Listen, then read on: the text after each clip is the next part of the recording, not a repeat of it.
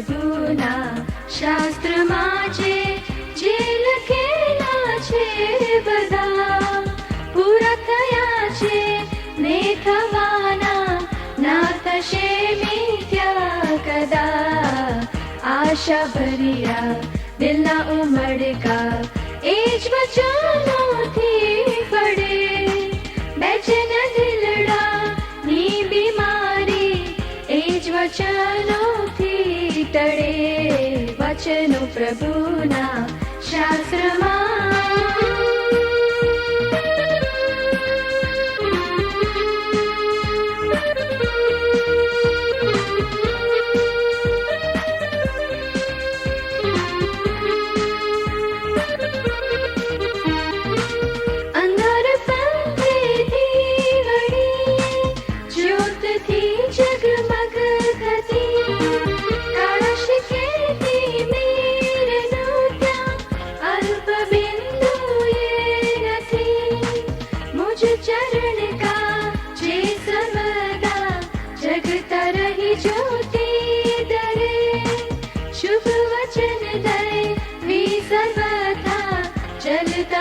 चौकी करे वचन प्रभुना शास्त्रमा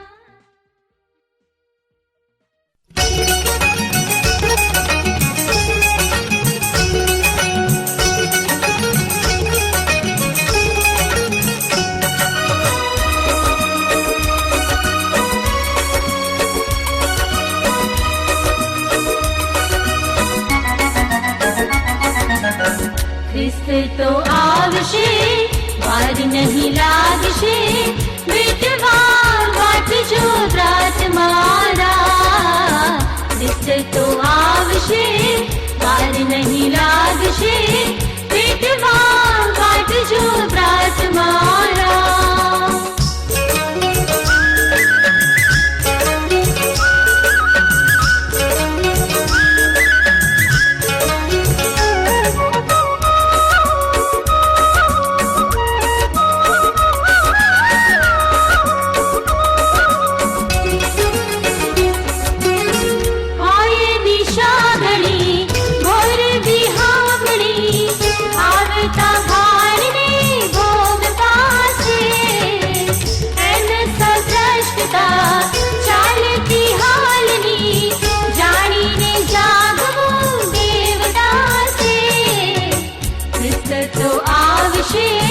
વાર નહીં લાગશે દેખવા વાટજો પ્રાર્થ મારા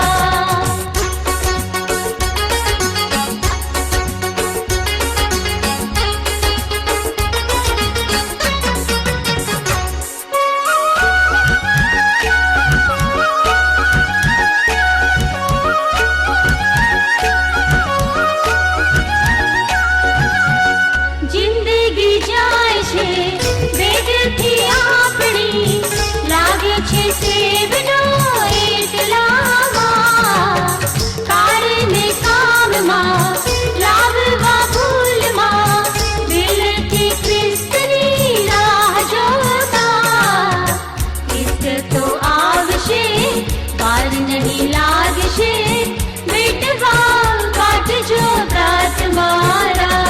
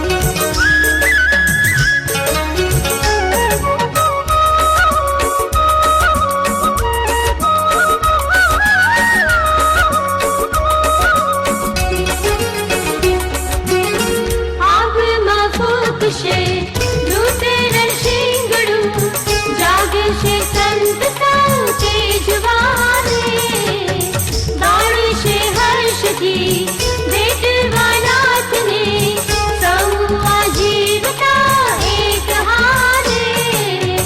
ખ્રિસ્ત તો આવશે, વાર નહીં લાગશે, ભેટવા કાઢજો વ્રત મારા.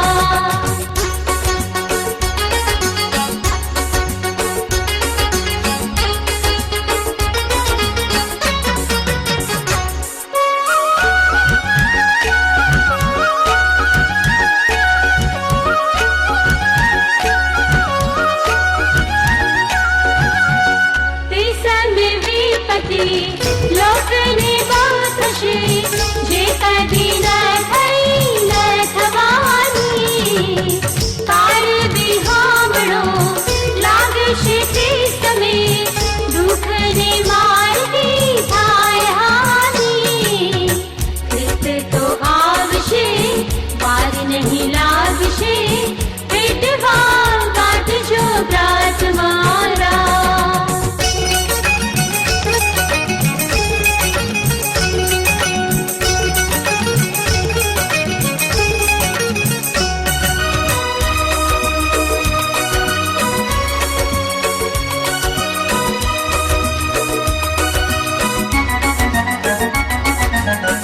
બુદ્ધિને ન્યાયથી ચાલવું આ જગે, ગાળવી ભક્તિના જિંદગાની. તો પછી ખ્રિસ્તને ભેટતા ભાવથી, દેખતો લેશ નહીં લાગવાની. ખ્રિસ્ત તો આવશે, વાર નહીં લાગશે, ભેટવા કાઢજો વ્રત મારા. ખ્રિસ્ત તો આવશે, વાર નહીં લાગશે, ભેટવા કાઢજો વ્રત મારા. ગુડ મોર્નિંગ અને વેલકમ. નવા દિવસની નવી સવારે નવા બાઇબલ અભ્યાસને માટે ફરી એકવાર આપણને પ્રભુએ તૈયાર કર્યા છે. એને માટે પ્રભુનો આભાર જ માનીએ. આ અઠવાડિયામાં આપણે મંડી અને અંત સમય એ વિષય પર મનન કરી રહ્યા છીએ. અને આજથી 3 દિવસ સુધી આપણી સાથે ડૉક્ટર રોબિન આલ્ફ્રેડ ક્રિશ્ચિયન તેઓ હશે કે જેઓ આ વિષય એટલે કે મંડી અને અંત સમય તે વિષય પર આપણને અભ્યાસ કરાવશે. ડૉક્ટર રોબિન ક્રિશ્ચિયન તેઓ વ્યવસાય પ્રોફેસર છે. તેઓ એન્જિનિયરિંગ કોલેજ એટલે કે Sardar Vallabhbhai national institute of ટેકનોલોજીમાં તેઓ પ્રોફેસર તરીકે સેવા આપે છે. સાથે સાથે તેઓ પોતાની મંડળીમાં સક્રિય છે.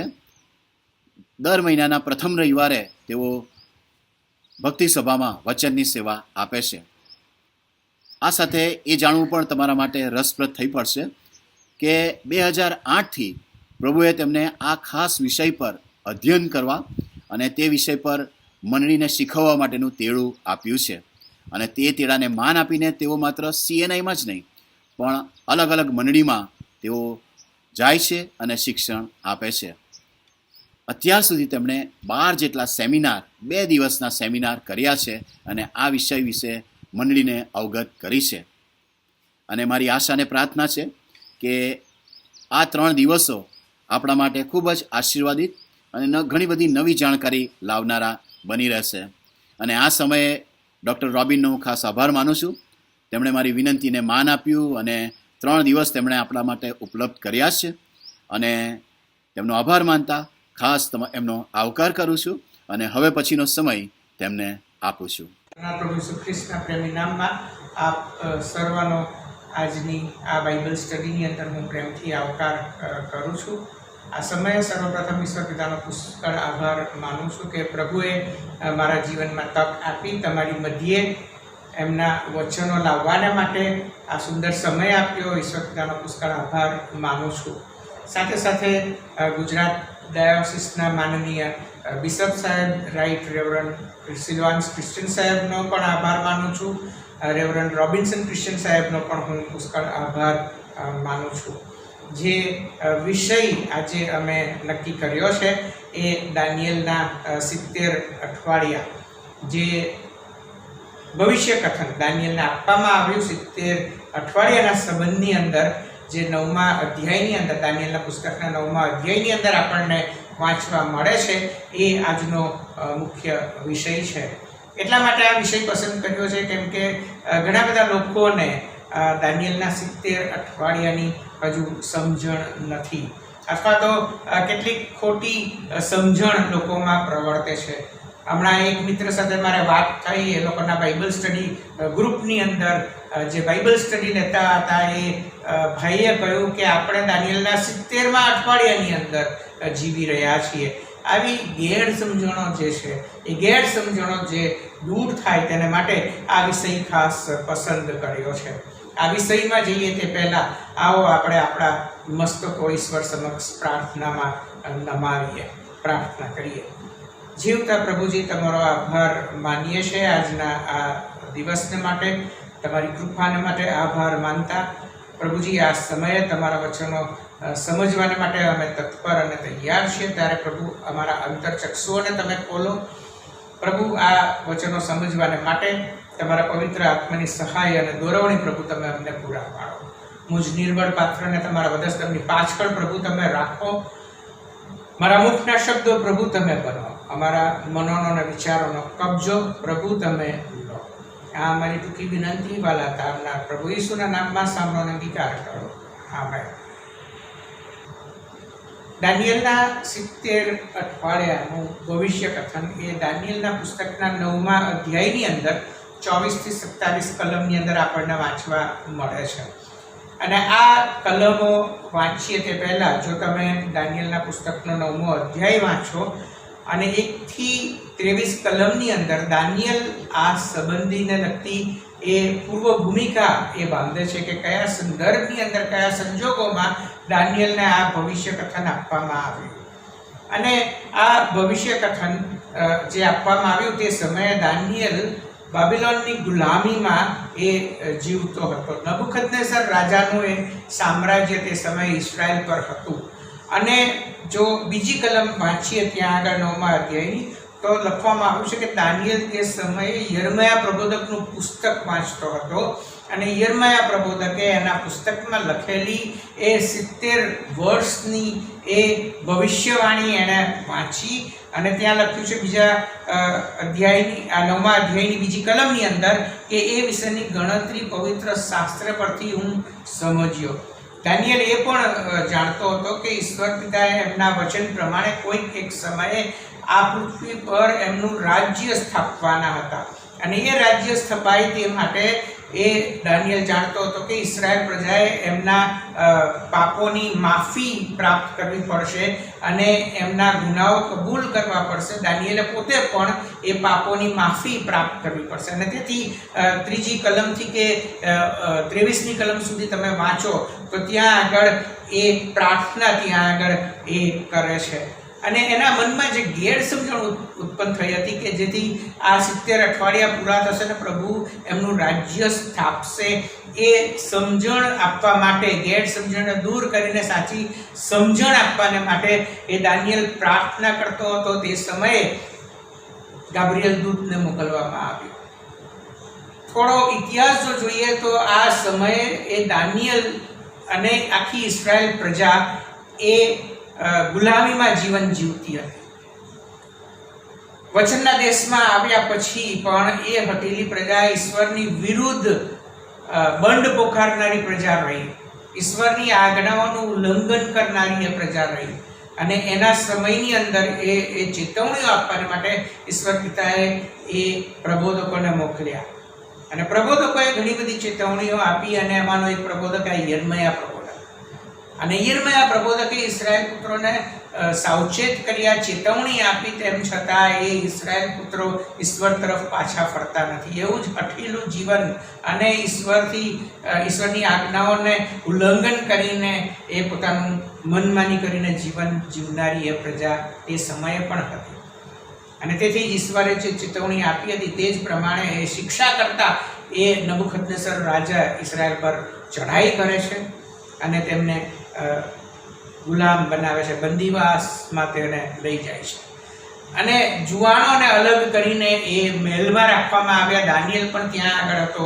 પછી આપણે વાંચ્યું છે, જાણીએ છીએ કે મહેલનો એક ખોરાક ખાવાની વાત આવે કે પછી નબુકદનેસર રાજાનું એ સ્વપ્નની વાત આવે અને એ સ્વપ્નનો અદ્ભુત ખુલાસો દાનિયેલે નબુકદનેસર રાજાને આપ્યો અને પછી આગળ જતા દાનિયેલને એક મોટો અધિકારી ત્યાં આગળ બનાવવામાં આવ્યો અને આ 9મા અધ્યાયની આ સર્વ બાબતો ત્યાં આગળ બની ત્યારે દાનિયેલ એ ઉચ્ચ પદવી પર હતો, મોટો અધિકારી હતો. લગભગ જો ઉંમર વિશે આપણે વાત કરીએ તો જ્યારે દાનિયેલને એ મહેલમાં અલગ કરાયો જુવાનોની સાથે ત્યારે એની ઉંમર લગભગ 12 થી 15 વર્ષની અને હવે 70 વર્ષનો સમય પૂરો થવા આવ્યો હતો એટલે કે 80 થી 85 વર્ષની ઉંમર એ સમયે કદાચ દાનિયેલની હતી.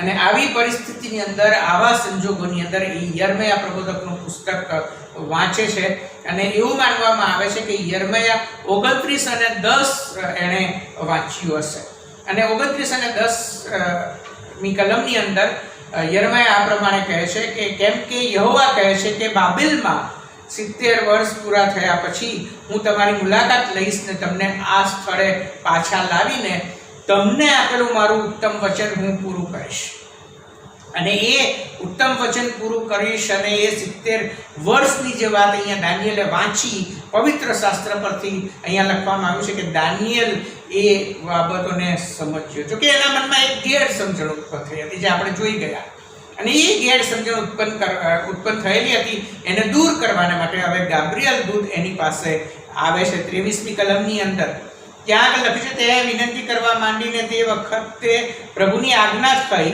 તેથી તને માહિતી આપવા સારું હું આવ્યો છું કેમ કે તું અતિ પ્રિય છે.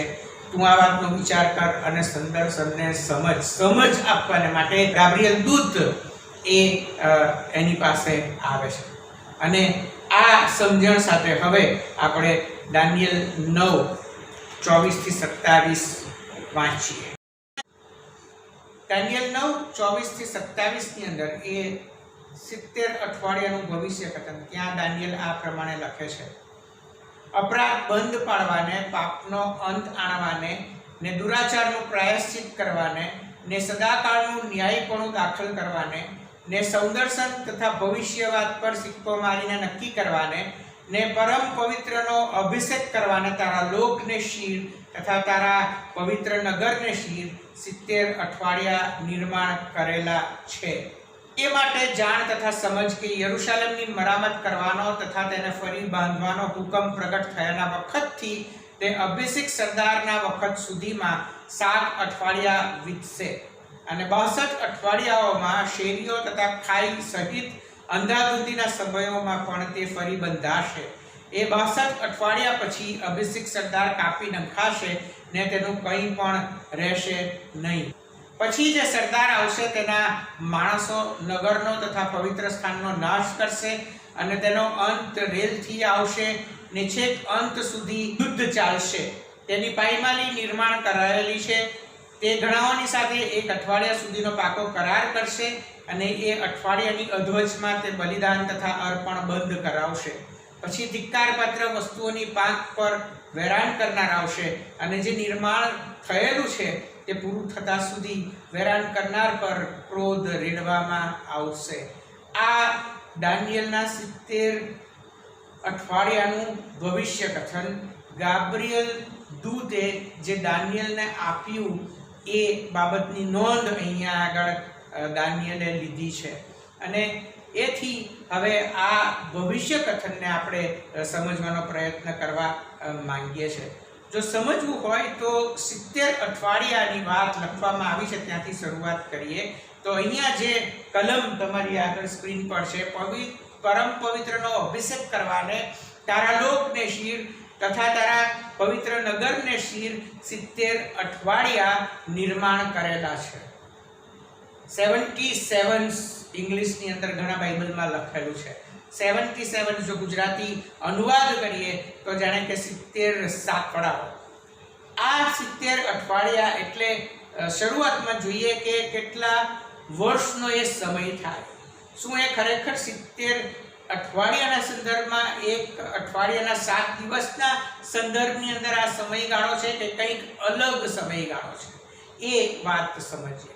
હવે હિબ્રુ ભાષાની અંદર જે શબ્દ અઠવાડિયા માટે વાપરવામાં આવ્યો છે એ શાવુઆ શબ્દ છે, અને એ ખરેખર એ 7ના જૂથમાં કોઈક સમયગાળો દર્શાવે છે. સમયગાળો એટલે કે 7 વર્ષ હોય, 7 અઠવાડિયા હોય, 7 મહિના હોય કે 7 દિવસ હોય. તો આપણે કયા સંદર્ભની અંદર અઠવાડિયા, વર્ષ, દિવસ, મહિના કયા સંદર્ભની અંદર આ 7ના જૂથમાં એ સમયને લેવો જોઈએ એની સમજણ આપણને એ યર્મયા પ્રબોધકનું જે પુસ્તક વાંચી રહ્યો હતો, દાનિયેલ જે 70 વર્ષના સંદર્ભમાં વિચાર કરી રહ્યો હતો, માટે આ અઠવાડિયું એ વર્ષના સંદર્ભમાં લેવું પડે. એનો અર્થ એ થયો કે અઠવાડિયું જે 7ના જૂથમાં કોઈ સમયગાળો એટલે કે 7ના જૂથમાં વર્ષ. તો એક અઠવાડિયું એનો અર્થ હવે આપણે એમ કાઢી શકીએ કે એક અઠવાડિયું એટલે 7 વર્ષનો એ સમય. હવે એક અઠવાડિયું જો 7 વર્ષનો એ સમય હોય તો 70 અઠવાડિયાવાળા હોય એટલે કેટલો સમય થાય? બહુ સામાન્ય ગણિત છે કે 70 અઠવાડિયા એટલે 70 × 7 બરાબર 490 વર્ષનો એ સમયગાળો થયો. હવે દિવસની અંદર જો ગણતરી કરવી હોય તો કેવી રીતે એને દિવસમાં આપણે ફેરવી શકીએ? સામાન્ય રીતે આપણી ગણતરી પ્રમાણે એક વર્ષ એટલે 365 દિવસ. પરંતુ અહીંયા આગળ એક રેફરન્સ જે સર રોબર્ટ એન્ડરસન બ્રિટિશ લેખક છે, એમણે એક પુસ્તક લખ્યું છે ધ કમિંગ પ્રિન્સ. એ કમિંગ પ્રિન્સની અંદર એમણે આ 70 અઠવાડિયા એટલે કે 490 વર્ષના એ સમયને દિવસની અંદર એની ગણતરી આપી છે. એ ગણતરી હું તમારી આગળ આજે લાવવા માંગુ છું, કેમ કે એ ગણતરી ઉપરથી આપણે એક અદ્ભુત બાબત આપણે જોવા માંગીએ છીએ. એ ગણતરી હવે આગળની આપણે સ્લાઇડમાં જોઈશું. હવે જે દિવસની ગણતરી આપણે જોવાની છે તે જોવું હોય તો આ કલમની અંદર ફરીથી વાંચીએ કે યરુશલેમની મરામત કરવાનો તથા તેને ફરી બાંધવાનો હુકમ પ્રગટ થયાના વખતથી તે અભિષેક સરદારના વખત સુધીમાં 7 અઠવાડિયા વીતશે, અને 62 અઠવાડિયાઓમાં શેરીઓ તથા ખાઈ સહિત અંધાધૂંધીના સમયોમાં પણ તે ફરી બંધાશે. એ 62 અઠવાડિયા પછી અભિષેક સરદાર કાપી નખાશે અને તેનું કંઈ પણ રહેશે નહીં. અહીંયા આગળ ગુલાબી કલરની અંદર 2 ભાગ આપવામાં આવ્યા છે. 70 અઠવાડિયાના 2 ભાગ અહીંયા બતાવ્યા છે, એટલે કે 7 અઠવાડિયા વીતશે અને 62 અઠવાડિયા, એમ 2 ભાગ દર્શાવ્યા છે. અહીંયા આગળ જે દર્શાવ્યું છે મેં 7 + 62 જે ઉપર લખ્યું છે તે પ્રમાણે, એટલે કે 69 અઠવાડિયા. અને 69 અઠવાડિયા પછી 70 અઠવાડિયા પૂરા થવાને માટે ફક્ત 1 અઠવાડિયાનો ત્રીજો ભાગનો સમય એ બાકી રહે. માટે 70 અઠવાડિયા એટલે એ 69 + 1 અઠવાડિયું એમ 70 અઠવાડિયા થાય. અને અહીંયા આગળ જે કલમની અંદર લખ્યું છે તે પ્રમાણે કે યરુશલેમની મરામતથી તે અભિષેક સરદાર કાપી નંખાશે ત્યાં સુધી 7 + 62 બરાબર 69 અઠવાડિયાનો એ સમય. અને એ 69 અઠવાડિયા એટલે કે એક અઠવાડિયું બરાબર જો 7 વર્ષ હોય તો 69 અઠવાડિયા બરાબર 69 × 7 સામાન્ય ગણિત છે કે 483 વર્ષનો એ સમયગાળો થયો. આપણે 70 અઠવાડિયા એટલે 490 વર્ષ, 69 અઠવાડિયા એટલે એમાંથી 7 કાઢી નાખો એટલે કે 483 વર્ષ થાય. તો 483 વર્ષ એટલે કેટલા દિવસ થયા એ ગણતરી આપણે કરીએ છીએ અત્યારે. અને યહૂદી લોકોનો કેલેન્ડર એમાં એક મહિનો એ 30 દિવસનો હોય, તો 12 મહિના એટલે કે એક વર્ષ બરાબર 360 દિવસ. જો એક વર્ષ બરાબર 360 દિવસ થાય તો 483 વર્ષ એટલે કે 483 × 360 બરાબર 1,73,880 દિવસ થયા. આ 1,73,880 દિવસ એ યરુશલેમની મરામત કરવાના સમયથી તે અભિષેક સરદાર કાપી નંખાય ત્યાં સુધી એ 73,880 દિવસ થાય. અને પછી એ દિવસ એ શું થયું એની ગણતરી આપણે જોઈ. તો હવે ઇતિહાસમાંથી જોવા માંગીએ છીએ કે એ દિવસે શું થયું હતું. હવે પ્રશ્ન આપણા મનમાં થાય કે આ 1,73,880 દિવસ જે ગણતરી આપણે જોઈ એ ગણતરીનો સમય ક્યારથી આપણે લેવો અને આ સમય જો જાણી શકાય કે ક્યારથી આ સમયની શરૂઆત કરવી તો 1,73,880 દિવસ પછી કઈ ઘટનાઓ બની એ આપણે જાણી શકીએ. એટલે કે 69 વર્ષ પછી કઈ ઘટના બની.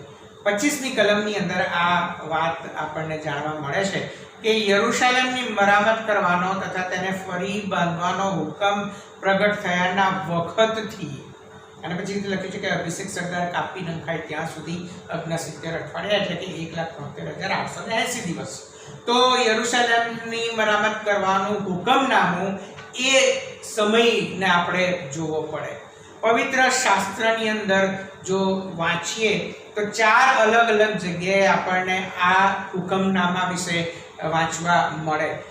પહેલી બાબત તે પહેલું હુકમનામું, બીજું કાળવૃત્તાંત 36મો અધ્યાય 22 અને 23 કલમની અંદર ઈરાનના રાજા કોરેશ રાજાના સમયમાં એ પહેલું હુકમનામું આપણને મળ્યું હતું.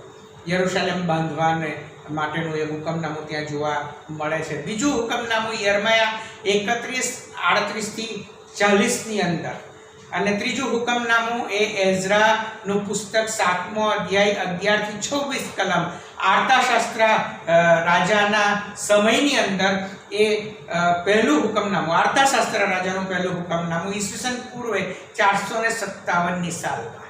અને ચોથું હુકમનામું એ નહેમ્યાના પુસ્તકના 2 અધ્યાયની અંદર આર્તાશાસ્ત્ર રાજાએ બીજું હુકમનામું આપ્યું. નહેમ્યાને હુકમ કર્યો યરુશલેમની મરામત કરવાની અને પરવાનગી આપતું એ હુકમનામું એ ઈસવીસન પૂર્વે 444ની સાલમાં એ મળ્યું હતું. અને સર રોબર્ટ એન્ડરસન એ નહેમ્યાનું હુકમનામું એના પુસ્તકના 2 અધ્યાયમાં લખેલું ઈસવીસન પૂર્વે 444 એ સમયથી 1,73,880 દિવસની ગણતરી એ કરે છે. ઇતિહાસમાંથી તારીખ જો જોઈએ તો આર્તાશાસ્ત્ર રાજાએ નહેમ્યાને માર્ચ 5 ઈસવીસન પૂર્વે 444ની અંદર આ હુકમનામું આપ્યું હતું.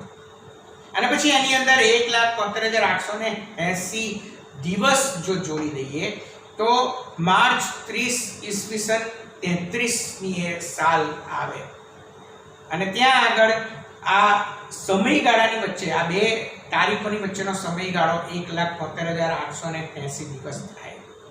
અને વાલાઓ ત્યાં આગળ જો આપણે જોઈએ તો એ માર્ચ 30 ઈસવીસન 33ની અંદર જે ઘટના બની હતી, પ્રભુ ઈસુ ખ્રિસ્તનું યરુશલેમની અંદર વિજયવંત પ્રવેશ, એ ઘટના ત્યાં બની. અને પછી તમે હું જાણીએ છીએ કે પછી એ દિવસના શુક્રવારે, એ અઠવાડિયાના શુક્રવારે પ્રભુ ઈસુ ખ્રિસ્તને વધસ્તંભ પર મારી નાખવામાં આવ્યા. યરુશલેમનું હુકમનામું બહાર પડ્યાના સમયથી તે અભિષેક સરદાર કાપી નંખાય ત્યાં સુધી 69 અઠવાડિયા વીતશે. અને એ 69 અઠવાડિયા પછી જે અભિષેક સરદાર કાપી નંખાયો, એ અભિષેક સરદારની વાત જે દાનિયેલ કરે છે, એ અભિષેક સરદાર તે પ્રભુ ઈસુ ખ્રિસ્ત વધસ્તંભ પર મારી નંખાય, એ કાપી નંખાયો અને એનું કંઈ પણ રહેશે નહીં. હવે જો 70 અઠવાડિયા 69 અઠવાડિયા તો ત્યાં પૂરા થઈ ગયા. એક અઠવાડિયું એટલે જો 7 વર્ષ હોય તો એ અભિષેક સરદાર કાપી નંખાયા પછી એ 70મું અઠવાડિયું પણ 7 વર્ષનો સમયગાળો તો ક્યારનો પૂરો થઈ ગયો. તો પ્રશ્ન એ આવે કે શું આ દાનિયેલના 70 અઠવાડિયા પૂરા થઈ ગયા? ના વાલાઓ, એનો એ સાચી સમજણ નથી. કેમ કે ત્યાં એક બહુ જ અદ્ભુત બાબત બની, અને એ તો એ કે ઈશ્વરનું સમય ચક્ર ત્યાં આગળ થંભી ગયું. 69 અઠવાડિયાનો એ સમય વીતી ગયા પછી, 483 વર્ષનો એ સમય વીતી ગયા પછી ઈશ્વરનું એ સમયચક્ર ત્યાં થંભી ગયું અને 70મું અઠવાડિયું હજુ પૂરું થયું નથી. તમને એમ થાય કે શા માટે ઈશ્વરનું આ સમયચક્ર ત્યાં આગળ થંભી ગયું? એનું કારણ એક જ છે, વધસ્તંભ પર પ્રભુ ઈશ્વર પોતાનો જીવ આપ્યો અને એ યહૂદી લોકોએ એ તારણની જે યોજના ઈશ્વરની હતી એનો સ્વીકાર કર્યો નહીં. પ્રભુ ઈસુ ખ્રિસ્તનો નકાર કર્યો યહૂદી પ્રજાએ અને તેથી એ તારણ હવે વિદેશીઓની મધ્યે આવવાનું. મારા ને તમારા માટે તારણની યોજના ખુલ્લી થાય માટે ઈશ્વરે સમયચક્રને ત્યાં આગળ વાલાઓ અટકાવી દીધું. મારા ને તમારા માટે ઈશ્વરે એ કૃપાનો સમય ત્યાં આગળ આપવાને માટે સમયચક્રને ત્યાં આગળ થંભાવી દીધું છે. અને હવે પછી ભવિષ્યની અંદર કોઈ એક સમયે ઈશ્વર પિતા એ અંતિમ 70મું દાનિયેલનું અઠવાડિયું એ સમયચક્રને ફરી શરૂ કરશે અને અંતિમ એ 70મું અઠવાડિયું ત્યાં આગળ પૂરું થશે. અહીંયા આગળ જો જોઈએ તો આ ચિત્રની અંદર જે બતાવવામાં આવ્યું છે દાનિયેલના 70 અઠવાડિયાની એ સમજણ ઈસવીસન પૂર્વે 536ની સાલમાં દાનિયેલને આ ભવિષ્ય કથન મળ્યું હતું અને એ 70 અઠવાડિયાની ગણતરી ઈસવીસન પૂર્વે 444 કે જ્યારે આર્તાશાસ્ત્ર રાજાએ એ ભવિષ્ય કથનની પ્રમાણે એ યરુશલેમની મરામત કરવાનો હુકમનામો નહેમિયાને આપ્યું ત્યારથી એ 69 અઠવાડિયા 1,73,880 દિવસ 483 વર્ષ અને પછી એ અભિષેક સરદાર કાપી નખાયો. અને એ અભિષેક સરદાર કાપી નખાયા પછી 69 અઠવાડિયા અને 70મા અઠવાડિયાની વચ્ચેનો આ સમય એને આપણે કૃપાનો સમય કર્યો છે. કૃપાનો સમય એ દાનિયેલના 70મા અઠવાડિયાનો સમય નથી વાલાઓ, એ વાત ખાસ સમજી લેજો. કારણ કે દાનિયેલના 70મા અઠવાડિયાની અંદર જે બાબતો બનવાની છે એ પણ પવિત્ર શાસ્ત્રમાં આપણને બહુ સ્પષ્ટ જણાવવામાં આવી છે. એના પર બી આપણે અભ્યાસ કરવાના છીએ. પણ એ વાત સમજી લો કે હવે એ સમયચક્ર કોઈક એક સમયે ફરી શરૂ થશે ત્યારે એ સમય પૂરો થયા પછી, મંડળીનો સમય પૂરો થયા પછી એ દાનિયેલનું 70મું અઠવાડિયું શરૂ થશે. અને દાનિયેલનું 70મું અઠવાડિયું એટલે એ 7 વર્ષનો એ સમય કે જે હવે ભવિષ્યની અંદર શરૂ થવાનો છે. આ મર્મ છે દાનિયેલના 70 વર્ષનો. હવે બીજો પ્રશ્ન આપણા મનમાં જે આવે કે 490 વર્ષનો જ સમય ઈશ્વરે કેમ આપ્યો હશે? એનો પણ ખુલાસો આપણને આ પવિત્ર શાસ્ત્રની અંદર વાંચવા મળે છે. લેવીયાના પુસ્તકની અંદર જો જઈએ 25મો અધ્યાય અને 1 થી 4 કલમની અંદર એ ઇઝરાયલ પ્રજા હવે વચનના દેશમાં આવ્યા પછી ત્યાં રહેતી થઈ ત્યારે એમને એક નિયમ આપવામાં આવ્યો હતો અને એ નિયમ પ્રમાણે એમણે 6 વર્ષ ખેતી કરવાની હતી. અહીંયા લખ્યું છે 6 વર્ષ ખેતરમાં વાવવું અને કાપણી કરવી અને 7મું વર્ષ એ દેવને માટે પવિત્ર વિશ્રામનો સાબ્બાત થાય એટલે 7મું વર્ષ એ સાબ્બાતનું વર્ષ કહેવામાં આવતું. અને એ સાબ્બાતનું વર્ષ એ દર 7 વર્ષે એકવાર આવે. હવે બાઇબલમાં લખ્યું છે તે પ્રમાણે કે ઇસ્રાયેલ પુત્રોએ વચનના દેશમાં આવ્યા પછી આ આજ્ઞાનો ભંગ કર્યો અને એ આજ્ઞાનો ભંગ કરીને એ સાબ્બાત વર્ષ પાળવાનું હતું. એ 70 સાબ્બાત વર્ષ એ લોકોએ પાળ્યા નહોતા. અને બાઇબલમાં નોંધ કરવામાં આવી છે કે એ 70 સાબ્બાત વર્ષ પાળ્યા નહીં માટે 70 વર્ષની ગુલામીમાંથી એ લોકોએ પસાર થવું પડ્યું. બીજું કાળ વૃત્તાંત 36 અને 21 ત્યાં આગળ લખ્યું છે, એટલે યિર્મયાના મુખેથી બોલાયેલું યહોવાનું વચન પૂરું થવા સારું દેશે પોતાના સાબ્બાતો ભોગવ્યા ત્યાં સુધી 70 વર્ષના એ સાબ્બાતો 70 સાબ્બાતો એ લોકોએ પાડ્યા નતા. એટલા એ વર્ષનો સમય એ લોકોએ ભોગવ્યો ત્યાં સુધી. કારણ કે 70 વર્ષ સુધી અહીંયા લખ્યું છે કે દેશ ઉજ્જળ રહ્યો. 70 સાબ્બાતો પાળ્યા નહોતા. એક સાબાત વર્ષ આવતા જો 7 વર્ષનો સમય લાગે તો 70 સાબાત વર્ષ આવતા કેટલો સમય થાય? 70 ગુણ્યા 7 બરાબર 490 વર્ષનો એ સમય થાય વાલાઓ. અને તેથી જ એ 70 સાબાત વર્ષની શિક્ષાને માટે અથવા તો એના ભરપાઈ કરવાને માટે ઈશ્વરે આ ઇસ્રાયેલ પુત્રોના માથે 490 વર્ષનો સમય આપ્યો. આ બાબત આપણને એક અદ્ભુત વાત શીખવાડી જાય છે, અને એ તો એ કે ઈશ્વર પિતા તમારા અને મારા જીવનની અંદર એ હરેક પળ જે પ્રભુએ આપણને આપી છે એનો હિસાબ માંગવાના છે. તમારે ને મારે જેમ ઇસ્રાયેલ પ્રજાને માટે એ 490 વર્ષનો હિસાબ પ્રભુએ માંગ્યો, 70 સાબાત વર્ષનો હિસાબ માંગ્યો હતો અને 490 વર્ષનો સમય આપી દીધો, તે પ્રમાણે મારે ને તમારે એ ઈશ્વરની આગળ અપાયેલી એમની એક એક પળનો હિસાબ આપણે આપવો પડશે. તો વાલાઓ, અત્યારે જ આપણે ચેતી જઈએ અને પ્રભુએ આપેલા એ સમયનો આપણે એવી રીતે ઉપયોગ કરીએ કે જે ઈશ્વરને પસંદ પડે એવો એનો એ ઉપયોગ હોય. આ શિક્ષણ આપણને આ બાબતના અભ્યાસ પરથી મળે છે. 490 વર્ષનો એ સમય, અને પછી જે 70મું અઠવાડિયું આવવાનું, એની શરૂઆતમાં એ 70મા અઠવાડિયાની અંદર 7 વર્ષના સમયમાં શું બનશે એ દાનિયેલ ત્યાં આગળ એની પણ નોંધ લે છે. 24-27 કલમની અંદરની બાબતમાં ત્યાં આગળ લખવામાં આવ્યું છે કે પછી જે સરદાર આવશે, પહેલી સરદારની વાત થઈ, અભિષેક સરદાર જે કાપી નંખાયો, અને પછી જે સરદાર આવશે તેના માણસો નગરનો તથા પવિત્ર સ્થાનનો નાશ કરશે, અને તેનો અંત રેલથી આવશે અને છેક અંત સુધી યુદ્ધ ચાલશે. તેની પાયમાલી નિર્માણ થયેલી છે. એ અભિષેક સરદારની જે વાત કરી એ પ્રભુ ઈસુ ખ્રિસ્ત અહીંયા આગળ જે સરદાર આવવાનો છે જેની વાત દાનિયેલ કરે છે, એ વાલાઓ ખ્રિસ્ત વિરોધી જે હવે આગળના સમયની અંદર આ પૃથ્વીના તખ્તા પર આવવાનો છે 70મા અઠવાડિયાની અંદર.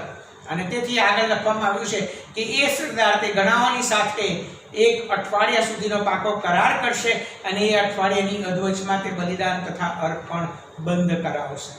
1 અઠવાડિયાનો એટલે કે દાનિયેલનું જે 70મું અંતિમ અઠવાડિયું રહ્યું હતું એ અઠવાડિયાની અંદર 7 વર્ષનો એ પાકો કરાર કરશે, અને અઠવાડિયાની અધવચમાં એટલે કે 7 વર્ષની અધવચમાં એ કરારને તોડી પાડશે. 7 વર્ષની અધવચનો એ સમય એટલે 3.5 વર્ષના 2 ભાગ.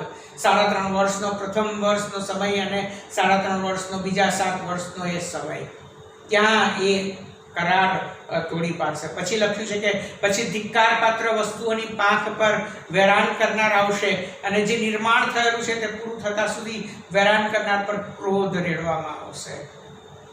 આમ આ 70 અઠવાડિયાનું એ ભવિષ્ય કથન ત્યાં આગળ પૂર્ણ થાય છે. અંત સમયના ભવિષ્ય કથનોને સમજવાને માટે મેં કહ્યું હતું તેમ આ 70મું અઠવાડિયું એ મુખ્ય આધાર બને છે. અહીંયા આગળ એક સમય રેખા સમજાવી છે, તમને દોરીને બતાવી છે. અભિષેક સરદાર કાપી નંખાયો 69 અઠવાડિયા પછી. મંડળીનો સમય ત્યાર પછી આવ્યો, જે આપણે જોઈ ગયા 50માના દિવસે મંડળીની સ્થાપના થઈ, અને પછી એ સરદાર જે આવવાનો છે તે ગણાવવાની સાથે એટલે કે ઇસ્રાયેલ પ્રજાની સાથે 1 અઠવાડિયાનો એટલે 7 વર્ષનો એ કરાર કરશે. ત્યારથી એ દાનિયેલનું 70મું અઠવાડિયું એની શરૂઆત થશે. એ 7 વર્ષનો આ પૃથ્વીનો અંતિમ સમય હશે. 70મું અઠવાડિયું જેને 7 વર્ષને અધવચ છે, એ અઠવાડિયાની અધવચ છે, એ અર્પણ બંધ કરાવશે, કરારને તોડી પાડશે. અને તેથી આ સમયને 2 ભાગમાં વિભાજિત કરેલો છે. પ્રથમ 3.5 વર્ષનો ને બીજો 3.5 વર્ષનો સમય. અલગ અલગ રીતે એનો ઉલ્લેખ બાઇબલમાં જોવા મળે છે. કોઈક જગ્યાએ 3.5 વર્ષ લખ્યું છે, કોઈક જગ્યાએ 42 મહિના લખ્યું છે, કોઈ જગ્યાએ 1260 દિવસ. ટૂંકમાં એ 7 વર્ષની અંદર આ દાનિયેલના 70 અઠવાડિયા એની શરૂઆત થશે અને એ પૂરા થશે. એ 70મું અઠવાડિયું મેં કહ્યું એ કૃપાનો સમય નથી, તો એ શું છે? વાલાઓ, એ 70મું દાનિયેલનું છેલ્લું અંતિમ અઠવાડિયું, 7 વર્ષનો એ સમય એ વિપત્તિકાળનો એ સમય છે, જેના વિશે આપણને પ્રકટીકરણના પુસ્તકમાં ભરપૂર એવી જે બાબતો બનવામાં આવશે એ ત્યાં લખવામાં આવી છે. વિપત્તિકાળના સમયની અંદર કેવી ભયંકર બાબતો બનવાની છે તમે ને હું જાણીએ છીએ કે સૌ પ્રથમ તો એ ખ્રિસ્ત વિરોધીનું ત્યાં સામ્રાજ્ય હશે. ખ્રિસ્ત વિરોધી જ એ કરાર લઈને આવવાનો છે, 7 વર્ષનો કરાર, અને એનું એ સામ્રાજ્ય ત્યાં આગળ હશે. અને પછી 666ની છાપનો એ સમય હશે, એ લેવી પડશે લોકોએ. પછી દેવનો કોપ, પાપીઓને માટે ધીરજ રાખીને બેઠેલા ઈશ્વરની ધીરજનો અંત આવ્યા પછી એ દેવનો કોપ એ અંતિમ 70ના અઠવાડિયાની અંદર રેડી દેવામાં આવશે. પ્રકટીકરણમાં લખ્યું છે તે પ્રમાણે 7 મુદ્રાનો ન્યાય, 7 રણસિંગડાનો ન્યાય, 7 કોપના પ્યાલાનો ન્યાય, એ સર્વ ઘટનાઓ આ 7 વર્ષના સમયની અંદર બનવાની છે. અંત સમયના જે યુદ્ધો થવાના છે, જેની નોંધ બાઇબલમાં લીધી છે, ગોગ મગગનું યુદ્ધ અને હરમિગદોનનું યુદ્ધ, એ તમામ યુદ્ધ એ સમયે ત્યાં આગળ એ અંતિમ 7 વર્ષના સમયની આસપાસ એ બાબતો ત્યાં આગળ બનવાની છે. ઉજ્જળના અમંગળપણાની નિશાની, જેની વાત આપણે અહીંયા વાંચી ગયા, દાનિયેલ પ્રબોધકના પુસ્તકની અંદર લખવામાં આવેલી. પ્રભુ ઈસુએ ખ્રિસ્તે પણ માથીની લખેલી સુવાર્તાના 24મા અધ્યાયમાં એની નોંધ લીધી છે. ઉજ્જળના અમંગળપણાની નિશાની, આ તમામ બાબતો, આ તમામ ઘટનાઓ, બહુ જ ઘટનાઓથી ભરપૂર એવું આ 70મું અંતિમ અઠવાડિયું. કોરોના વાયરસની જે બીક આપણા જીવનમાં છે એના કરતાં એ ભયંકર એ સમય હશે, આ 70મા અઠવાડિયાનો એ સમય. અને તેથી જ વાલાઓ, તમારે ને મારે આ જાણવાની જરૂર છે કે દાનિયેલના 70મા અઠવાડિયામાં શું બનશે. 2 પ્રશ્નો જે મહત્વના આના સંબંધની અંદર, જેના પર આપણે આગળના 2 દિવસોમાં મનન કરવાના છે. સૌથી પ્રથમ એ પ્રશ્ન આપણે જોવા માંગીએ છીએ આવતીકાલે કે દાનિયેલના 70મા અઠવાડિયામાં મંડળી ક્યાં, અને ત્યાર પછીના દિવસે દાનિયેલના એ 70ના અઠવાડિયામાં એ ઇઝરાયલ પ્રજા ક્યાં. આ બહુ જ મહત્વના પ્રશ્નો આ 70મા અઠવાડિયાના ભવિષ્ય કથનના સંદર્ભની અંદર આવનારા દિવસોની અંદર આપણે જોવા માંગીએ છીએ. આ મર્મ છે વાલાઓ દાનિયેલના 70 અઠવાડિયાનો, અને આ મનન અને આ જે સમજણ ઈશ્વરે આપી એના માટે ઈશ્વર પિતાનો આભાર માનીએ છીએ. આજના આ મનનની મારફતે ઈશ્વર પિતાને માન અને મહિમા હોજો. આમેન. આવો આપણે આપણા મસ્તકો પ્રાર્થનામાં નમાવીએ. જીવતા પ્રભુજી, ફરીથી એકવાર આભાર માનતા અને સ્તુતિ કરતા તમારા પવિત્ર હજુરમાં નમ્યા છે.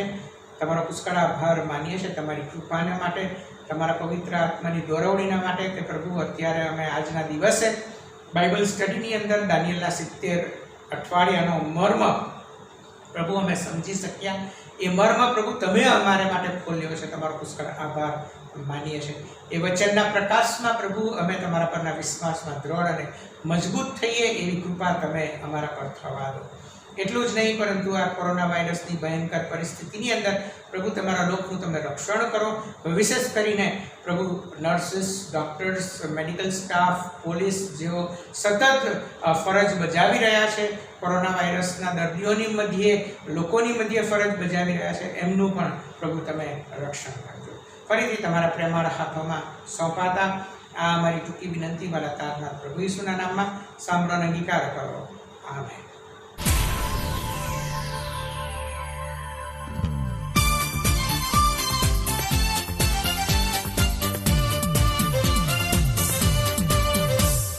સૂરજ થયો છે લોહીરું, ચાંદો બુજાયો રે.